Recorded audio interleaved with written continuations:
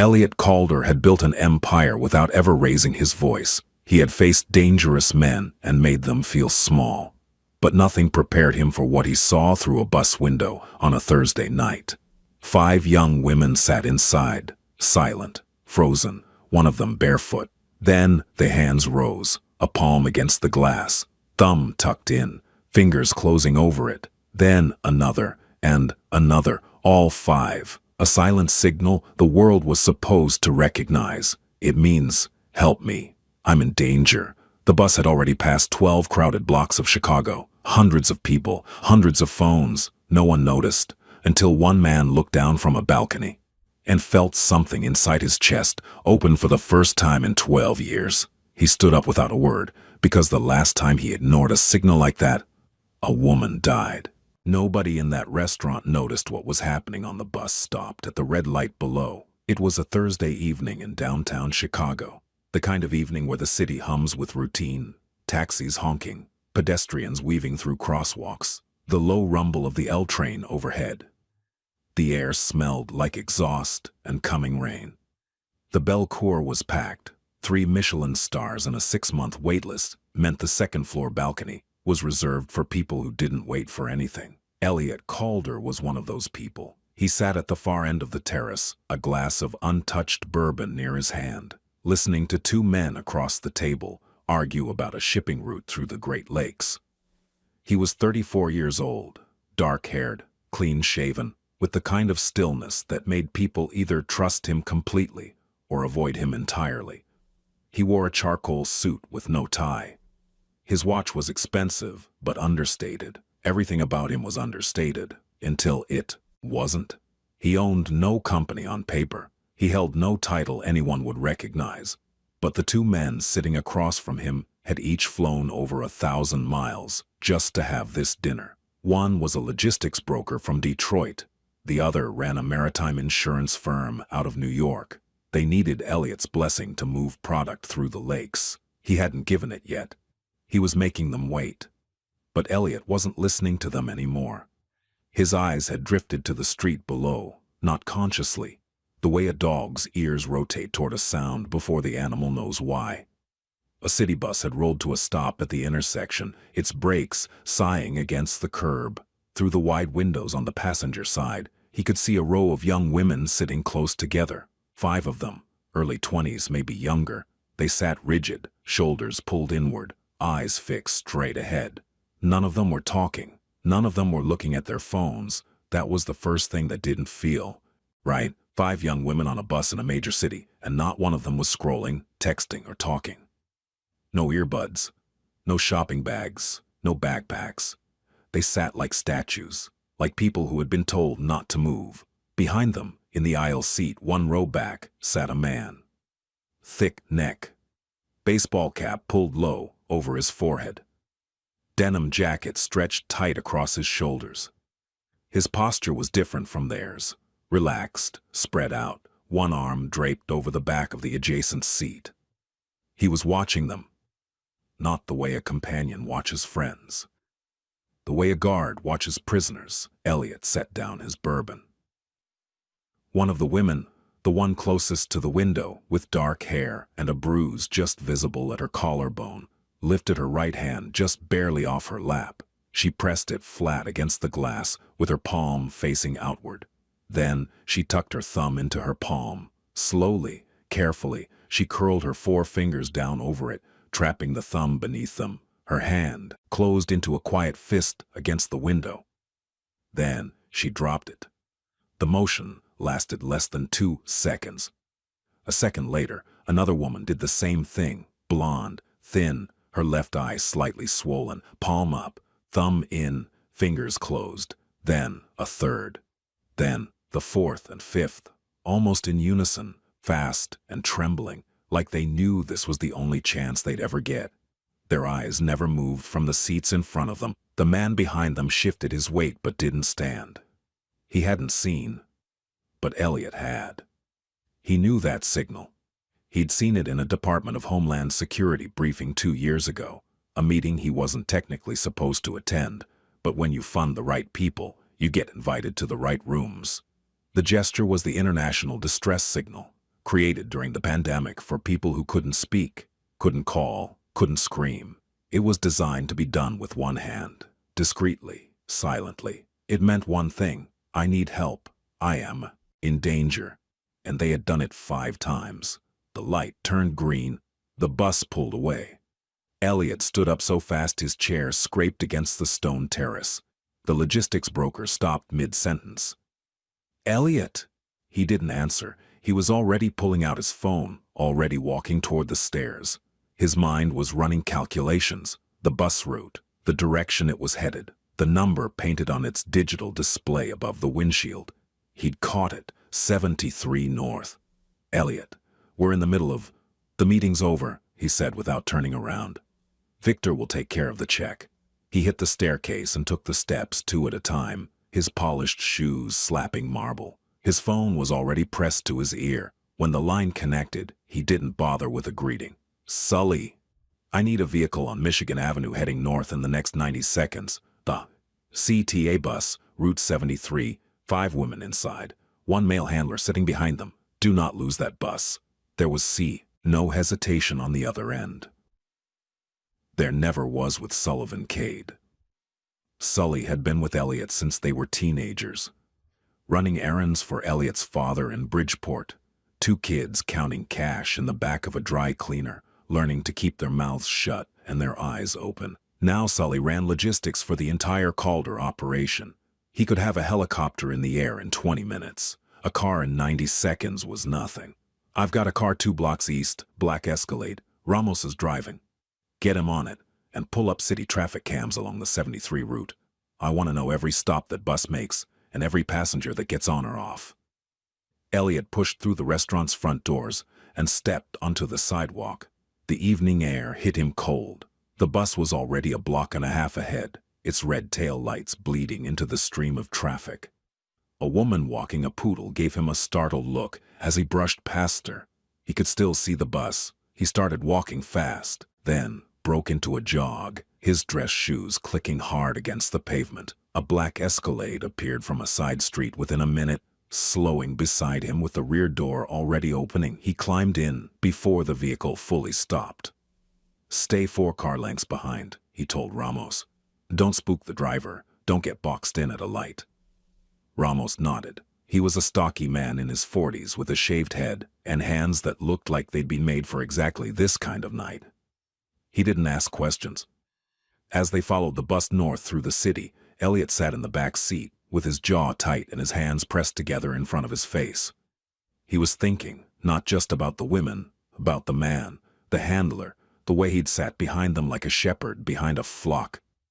The way none of the women had dared to turn around, the way they'd coordinated the signal without speaking, which meant they'd planned it in advance, which meant they had a way of communicating the man didn't know about.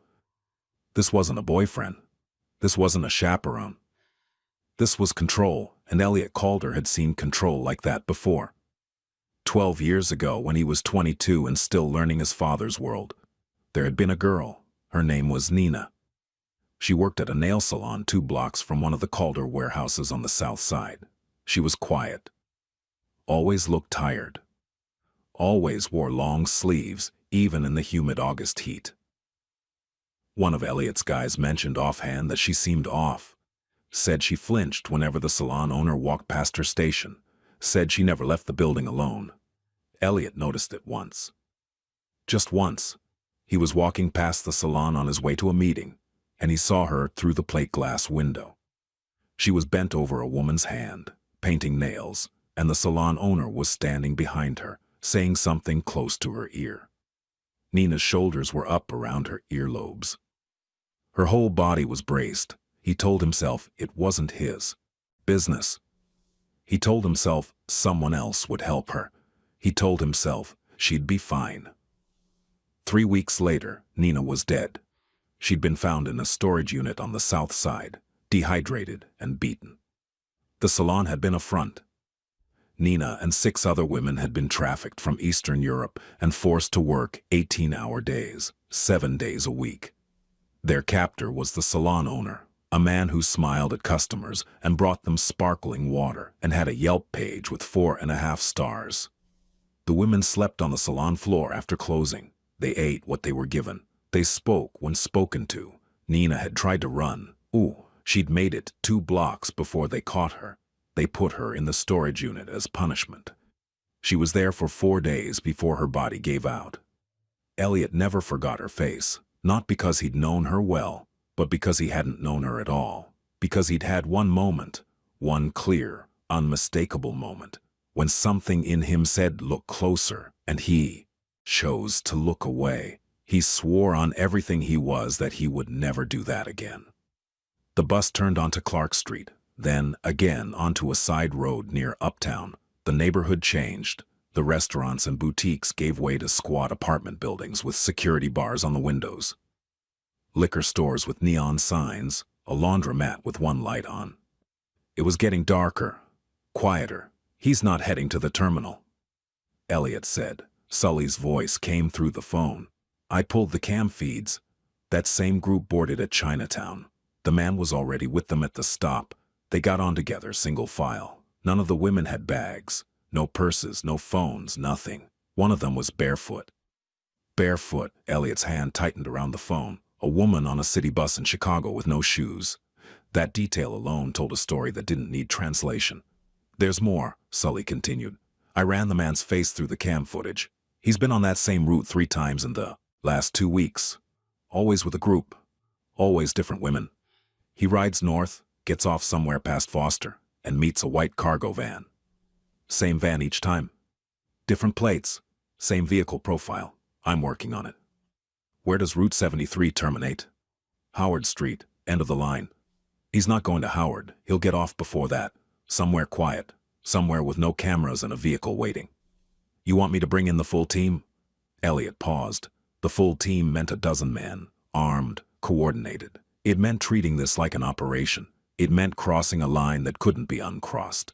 If the handler was connected to a larger network, if there were people above him with resources, with connections, with a kind of reach that made witnesses disappear, things could get complicated fast. But 5 women had pressed their palms to a window and begged a stranger for help. 5 women who probably didn't know his name, didn't know what he was, didn't know if anyone in the entire city gave a damn. They'd done it anyway. "Bring everyone," Elliot said. "And call Nora." Nora Whitfield was the one person in Elliot's circle who didn't carry a weapon. She was 51 years old, a former trauma counselor with silver-streaked hair, and a quiet, unshakable presence that could make a terrified person trust her in less than 30 seconds. She now ran a nonprofit called Threshold that helped trafficking survivors re-enter the world, finding them housing, medical care, legal representation, and the kind of patient, long-term support that no government program had the budget or the bandwidth to provide. Elliot funded Threshold anonymously, had been funding it for 11 years. Nora knew who he was. She knew what he did. She'd once told him that she didn't approve of his life, but she approved of his money, and she'd take every cent he offered because the women she served didn't care where it came from. He respected that. He respected her. 20 minutes later, the bus turned east on Foster Avenue, rolling through a stretch of road lined with low-rise apartment buildings and shuttered storefronts. The sky was fully dark now. Street lights buzzed on one by one, throwing pale orange circles on the wet pavement. A light drizzle had started. The street was nearly empty. The man in the baseball cap stood up. Elliot leaned forward. "He's moving." The man walked to the front of the bus and spoke to the driver. Whatever he said, maybe he flashed a badge, maybe he just had that kind of voice. The driver pulled over at the next corner, not a scheduled stop. The doors opened. The man stepped off first. Then the women followed, single file, heads down. They moved in perfect, horrible unison. No bumping, no hesitation, no one falling out of line. Like they'd been trained, like deviating from the line meant punishment. A white cargo van sat idling on the opposite side of the street. Its headlights were off. Its windows were tinted so dark they looked painted. "That van," Elliot said. "Get the plates." Ramos was already on it. He pulled to the curb half a block behind and killed the headlights. Through the windshield, they watched the man in the baseball cap lead the 5 women across the empty street. He opened the van's rear doors. There was no light inside. No seats, no handles on the inside of the doors. Just empty, padded darkness. The first woman climbed in without hesitation, not because she wanted to, because she'd learned that climbing in quickly hurt less than being slow. The second followed. Elliot felt something tighten behind his sternum, a pressure he recognized. It was the same feeling he'd had the night he learned about Nina, a cold, compressed fury that didn't burn outward but inward, like a star collapsing. "We go now," he said. 2 more vehicles materialized from opposite ends of the block, an SUV and a dark sedan, rolling into position with their lights off. 8 of Elliot's men stepped out in coordinated silence. No running, no shouting. They moved the way people move when they've done this before and prefer not to do it loudly. The man in the baseball cap didn't notice until it was too late. 2 of Elliot's men flanked the van's rear doors. 2 more positioned themselves at the front, blocking the driver's side. Ramos swung the Escalade sideways across the street behind the van, cutting off the only exit route. The van driver, a second man, heavy-set, with a phone pressed to his ear, looked up through his windshield and saw the wall of black vehicles and still figures. He froze. Elliot walked toward the handler alone, hands in the pockets of his suit jacket, steps even and unhurried, like a man taking a walk through his own backyard. The drizzle dotted his shoulders. He didn't seem to notice. The man in the baseball cap turned around, and for the first time, his posture changed. He wasn't relaxed anymore. His weight shifted to his back foot. His hands came up slightly, not quite fists, but not open either. He was calculating how many men, how far to run, whether the weight in his waistband was worth reaching for. "Who are you?" the man said. Elliot stopped 3 feet in front of him, close enough to speak quietly, close enough to see the man's pupils dilate. "That's not the question you should be asking," Elliot said. His voice was low, measured, almost conversational. "The question you should be asking is what happens next." The man's jaw tightened. He glanced to his left, then his right. Elliot's men were everywhere, on the sidewalk, by the van, across the street. None of them had drawn weapons. None of them needed to. The geometry of the situation was already decided. "I don't know what you think you saw." "I saw 5 women making the international distress signal on a city bus," Elliot said. "I saw you sitting 1 row behind them like a leash. I saw you redirect the bus to an unscheduled stop and walk them single file toward an unmarked cargo van with no rear seats, no interior lighting, and no handles on the inside of the doors." He tilted his head slightly. The gesture was almost casual, almost friendly.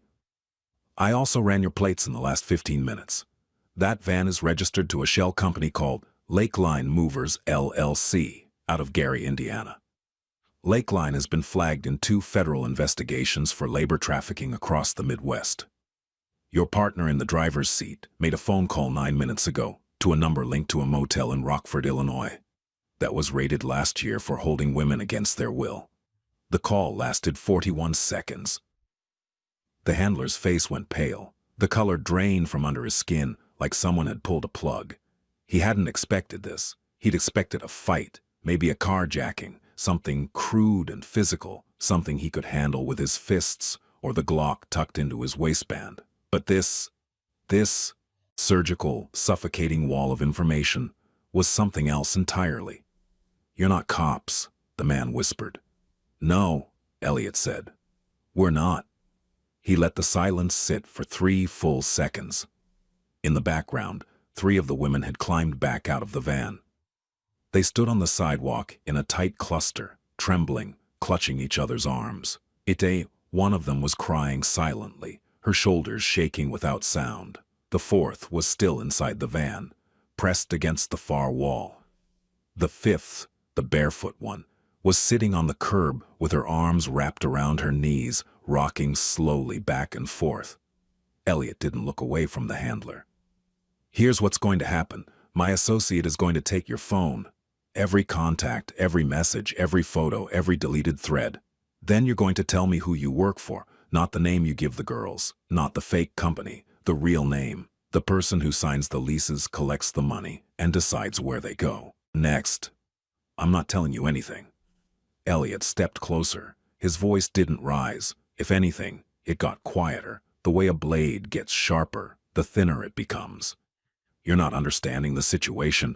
The police will be here in approximately 12 minutes. I've already made sure of that. The call went out before I got out of this car. The FBI field office has been notified. The question isn't whether you go to jail tonight. You will. The question is what condition you're in when they arrive. He paused. And more importantly, what information I've already handed them about your entire operation before you even get processed. The handler's bravado cracked. It didn't shatter. Men like him didn't break clean. They splintered, but it cracked visibly. His eyes darted to the van driver, who was already being pulled from the cab by two of Elliot's men. His phone confiscated, his wrists secured with zip ties applied with clinical efficiency. The driver didn't resist. He looked like a man who had just realized the ground beneath him had been hollow all along. The name, Elliot said. The handler swallowed. His Adam's apple moved like a stone. Vanek, he said. His voice had changed. Smaller now. Gregor Vanek. He runs everything out of Milwaukee. The motels, the transport, the job placements, the debt collection, all of it.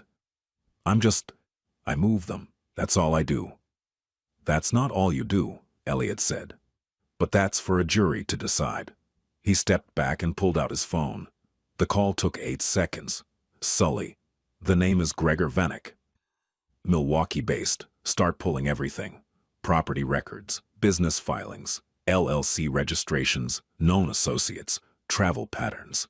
I want a full package ready for the bureau by morning. Make it clean. Make it airtight. He hung up. Then he turned toward the women. They hadn't moved. They stood in a loose, trembling cluster on the sidewalk, backlit by the one working street light on the block. 4 of them were watching him with wide, uncertain eyes, the eyes of people who had stopped expecting rescue a long time ago and didn't know yet whether this was real. The 5th, the barefoot one, was still on the curb, rocking. Elliot walked toward her slowly. He crouched down about 4 feet away, close enough to speak, far enough that she could see his hands, see that they were empty and still. He rested them on his knees. My name is Elliot, he said. Nobody is going to hurt you, not tonight, not anymore. She didn't look up. Her feet were dirty and cracked, raw at the heels. She was wearing a thin cotton dress 2 sizes too big, the kind you'd find in a donation bin. Her hair was matted on one side like she'd been sleeping on concrete. A faint scar traced the edge of her jaw. Do you understand what I'm saying? He asked gently. She nodded, just barely, a movement so small it could have been a tremor. Can you tell me your name? A long pause. The drizzle fell. Between them, somewhere behind Elliot, one of the other women let out a soft, broken sound. Not a word, just a release, like a breath held for months, finally escaping. Then the barefoot woman spoke. Her voice was so small, it barely carried over the sound of the rain. Maren. Maren. Okay, Maren, there's someone coming to see you. Her name is Nora. She's kind and she's safe, and she has been doing this for a very long time. She's going to take you somewhere warm. You don't have to talk. You don't have to explain anything. You don't owe anyone a story. You just have to let us help you. Can you do that? Another nod. This time, she looked up. Her eyes were dark and hollowed, rimmed with exhaustion so deep it looked like something permanent. But somewhere beneath it, beneath the fear and the damage and the months of silence, there was something else. Something fragile and flickering like a pilot light that had almost gone out but hadn't. Relief. Within the hour, the block was transformed. 2 Chicago PD squad cars, an unmarked federal vehicle, 2 FBI field agents pulled from a trafficking task force that had been investigating Vanek's network for months, but hadn't been able to pin down the transport routes or identify the handlers. Elliot's information, the plates, the phone records, the shell company, the name, filled in gaps they'd been chasing for the better part of a year. The handler and the driver were taken into federal custody. The women were transported to a secure residential facility operated by Nora's organization. Medical staff were waiting when they arrived, counselors, interpreters for 3 languages, clean clothes, warm food, beds with real sheets, and doors that locked from the inside. Nora was there. She sat with each of them, one at a time, and said the same thing. You are safe. You are believed. Whatever you need, we will try. Over the next 3 days, the women began to speak. Their names were Maren, Luisa, Katya, Joy, and Anna. They came from 4 different countries and had never met before 8 months ago. Maren was from a small town in rural Minnesota. Luisa from a village outside Guatemala City. Katya and Anna were cousins from Odessa, Ukraine. Joy was from Cebu in the Philippines. They had been brought together in a basement apartment in Milwaukee and told they owed debts they would never be able to repay, for their transport, for their housing, for the food they ate. Their passports, the ones who had them, were taken on the first night. Their phones were confiscated. They were told that if they tried to leave, their families would be found. Luisa was shown a photograph of her mother's house. Joy was read her sister's phone number aloud, digit by digit, to make the threat concrete.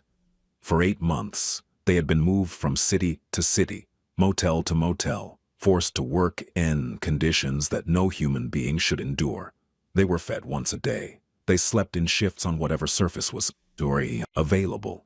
They communicated with each other in whispers, gestures, and fragments of shared language, because they'd learned that spoken words at normal volume could be punished. The distress signal, the one Elliot had seen through the bus window, had been taught to them by Maren. She'd learned it from a social media video years ago, long before she'd ever imagined she'd need it. When they were put on the bus that Thursday evening for transport to a new location, Maren told the others what to do. She used hand signs, quick and careful, while the handler's attention was on his phone. She told them to watch the windows. Watch for someone, anyone, who might be looking. She didn't know if anyone would see. She did it anyway. She'd done it 13 times before, on other buses, through motel windows, in parking lots. 13 times, no one noticed, or they noticed and didn't understand, or they understood and didn't care. The 14th time, someone saw, 2 weeks after. The rescue. Gregor Vanek was arrested at a storage facility outside Milwaukee during a coordinated federal raid. Agents seized financial records, burner phones, and documentation of a trafficking network that had moved over 40 women across 6 states in the past 3 years. 14 additional victims were recovered from locations in Wisconsin, Indiana, and Iowa. The handler from the bus, a man named Dale Oster, pleaded guilty to federal trafficking and kidnapping charges to avoid trial. The van driver cooperated fully in exchange for a reduced sentence. 7 additional arrests followed over the next month. The case made national news. The women's identities were protected. Their faces never appeared on screen. Elliot Calder's name never appeared in a single report. 3 months later, on a rainy Tuesday in April, Elliot received a letter, no return address, handwritten on plain white paper. It had been forwarded through Nora's organization, which meant the sender had asked for it to be delivered but didn't know where he lived. Didn't even know his last name. He opened it at his kitchen table, alone, with the rain streaking down the windows behind him. Dear Elliot, I don't know if you'll ever read this. I don't even know your last name. But Nora said she would try to get this to you, and I believe her, because she has not lied to me yet, and that is something I'm still getting used to, people not lying. My name is Maren.